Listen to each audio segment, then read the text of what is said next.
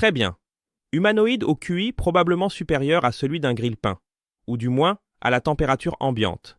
Prépare ton casque en aluminium et ton détecteur de bon sens, car voici un thriller cosmique digne d'une saison de Doctor Who sous acide.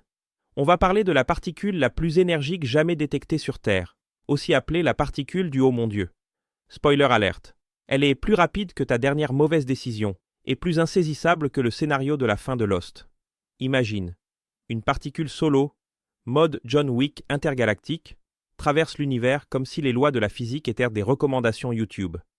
Elle débarque sur Terre avec la grâce d'un pigeon énervé et laisse les physiciens en PLS.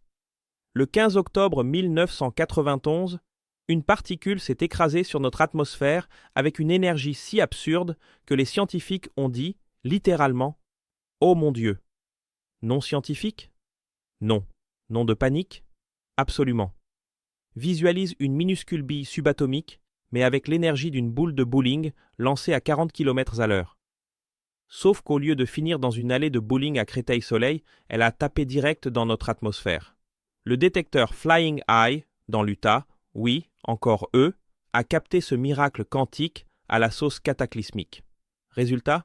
Une pluie de particules façon milkshake quantique renversée sur la Terre par un serveur cosmique bourré. En théorie, la physique avait mis un stop, le fameux seuil GZK, Greisen-Zatsepin-Kuzmin.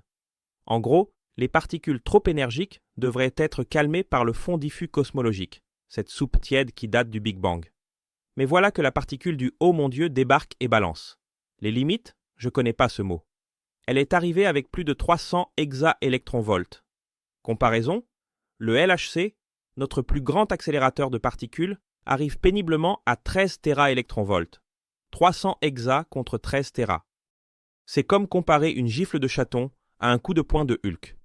Ces rayons cosmiques ultra-énergétiques sont plus rares qu'un bon remake de Star Wars. On comprend à peine le début. Et le cosmos nous envoie des projectiles qui explosent nos équations. C'est comme si ton hamster construisait un accélérateur de particules dans ta cuisine pendant que tu dors. Absolument débile. Et fascinant. Le pire, on ne sait même pas d'où ça vient. Pourquoi? Parce que les champs magnétiques leur font faire des zigzags comme un étudiant Erasmus après 3 verres de vin spatial. Les hypothèses du moment? Des trous noirs qui explosent des étoiles, façon buffet d'apocalypse gravitationnelle. Des galaxies starburst qui vomissent des particules parce qu'elles ont trop bouffé d'hydrogène. Une accélération répétée, style rave magnétique, où la particule tape les murs jusqu'à être surboostée. Mais aucune de ces théories ne colle totalement. Le cosmos garde ses secrets mieux que les recettes de grand-mère ou les algorithmes de Google, au choix. Aujourd'hui, des projets comme Pierre Auger en Argentine ou le télescope Array dans l'Utah essaient de comprendre ce troll cosmique. Ils ne captent pas la particule d'origine, mais la pluie de particules qu'elle déclenche. C'est un peu le CSI, espace profond de la science. Et maintenant, la révélation croustillante, les rayons cosmiques ultra-énergétiques semblent alignés avec la distribution de la matière dans l'univers. Donc non, pas de supernova hystérique, ni de trous noirs en pleine crise existentielle. Juste des événements cosmiques normaux, mais à l'échelle de l'univers. Un peu comme si l'apocalypse venait d'un mec qui a trébuché sur une comète. La particule du « Oh mon Dieu » n'est pas une exception. C'est juste un petit mot doux du cosmos. Vous comprenez rien, mais continuez à chercher. C'est divertissant. Peut-être que pour comprendre l'univers, on devrait arrêter de mater les extrêmes et regarder ce quotidien cosmique ennuyeux, mais ultra-énergétique.